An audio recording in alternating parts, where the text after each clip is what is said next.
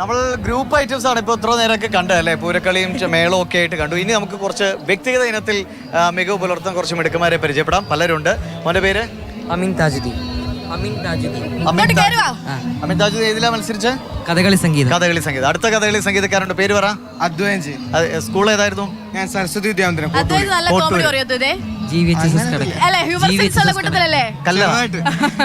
School ഏതാ? GVHSS കടയ്ക്കും. Okay, അപ്പോ രണ്ട് അഷ്ടപതിക്കാരാണ്. അപ്പൊ നമുക്ക് കഥകളി സംഗീതം. അപ്പൊ അതെ, കലാമണ്ഡലം ഹൈദരാലിയുടെ ഒക്കെ പിൻതലമുറക്കാരായി ഒരുപാട് പേര് വരട്ടെ. അപ്പൊ ആദ്യം ഒന്ന് കേട്ടാലോ, നമുക്ക് കുറച്ച് പാടുക, അടുത്ത ആൾക്ക് അവസരം കൊടുക്കാം. Okay, ready? പൂങ്കാവിൽ ഇന്നും പുതുമധു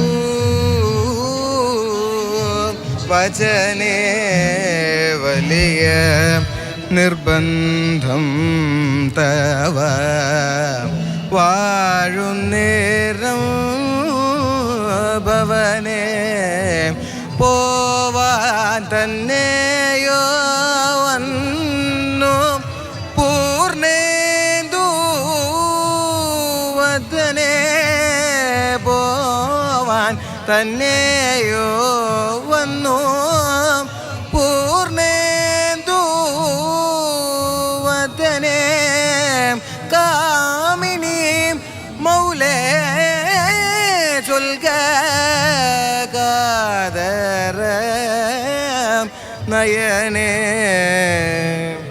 അപ്പോ നെക്സ്റ്റ് ചെസ് നമ്പർ. ഹരിണാക്ഷി ജയന മൗലി മണേനി അരികിൽ വരിക മാലിനി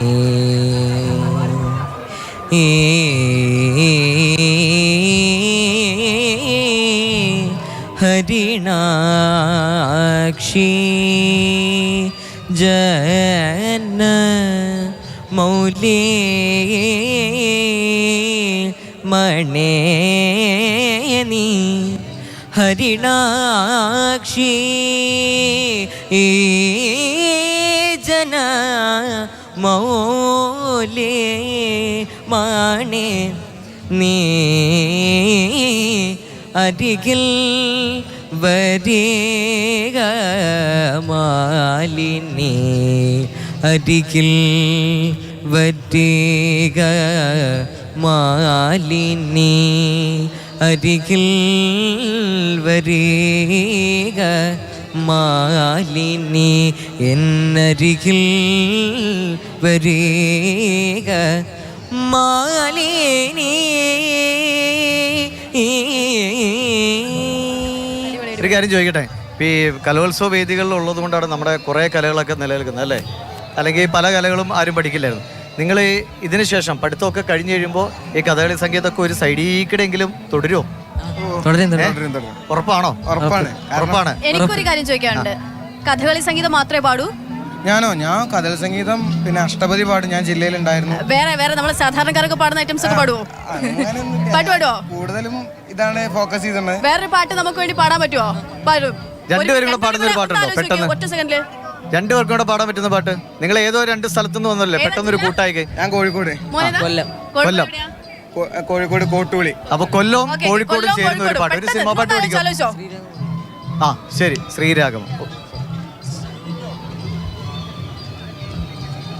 കോവിലിൽ പുലർവേളയിൽ ജയദേവഗീതാലാപനം കേവലാനന്ദാമൃത തിരയാഴിൽ നീരാടിനാം തിളങ്ങി ചോപ്പിൽ മലർമുത്തു കോർക്കാൻ പോകാം ആന കേറാമേട്ടിൽ ഇനി ആയിരത്തിരി കൊളുത്ത ഇനിയുമീ കഥകളിൽ ഇളവേൽക്കാൻ മോഹം ശ്രീരാഗമോ തേടുന്നു നീ വീണതൻ പൊൻതന്തിയിൽ.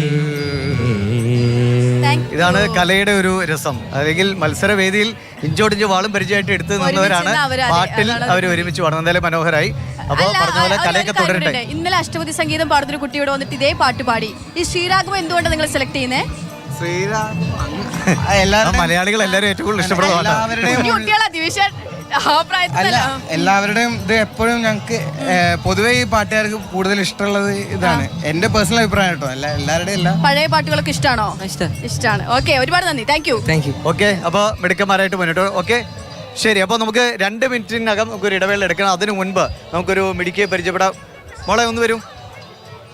3 തവണ കവിതാരചന മത്സരത്തിൽ അല്ലേ? 3 തവണ. മോളുടെ പേര് പറ. ഋതുപർണ. ഏതാ സ്കൂള്? ഞാൻ GHSS തോന്നയ്ക്കൽ.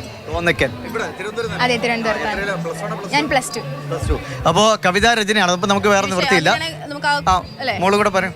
മോളുടെ പേര്? അംബിക നിവേദ്യ. ഏതിലായിരുന്നു മത്സരിച്ചേ? കൊളേഷ്. നമ്മുടെ ഒരു കാര്യമുണ്ട്. നമ്മൾ പലപ്പോഴും നമ്മൾ ഈ പെർഫോമൻസ് വൈസ് ഉള്ള ആളുകളെയാണ് കൂടുതൽ കുട്ടികൾ ഇവിടെ വരിക. നമുക്ക് സാധാരണ അങ്ങനെ സംഭവിച്ചു പോകും. പക്ഷേ ഇങ്ങനെയുള്ള കുട്ടികളും കൂടി ഉണ്ട്. അവർ സർഗാത്മക നിലയിൽ ഏറ്റവും കൂടുതൽ മുന്നിട്ട് നൽകും. അപ്പോൾ കവിതാ രചനയിൽ തിളങ്ങുന്ന കുട്ടി ഒരു കവിത ചൊല്ലിയാലോ? അപ്പോൾ നമുക്ക് കവിത ആയിക്കോട്ടെ, എഴുതിയ കവിത തന്നെ ആയിക്കോട്ടെ.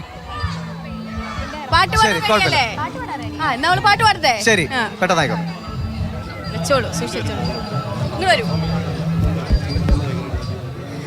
കാണാനുള്ളിലുള്ള ഭയമോ കാണാനേറെയുള്ള രസമോ ഒന്നായി വന്നിരുന്നു വെറുതെ പടവിൽ. രാക്കടമ്പിൻ ഗന്ധമോടെ രാക്കിനാവിൻ ചന്തമോടെ വീണ്ടും ചേരില്ലേ.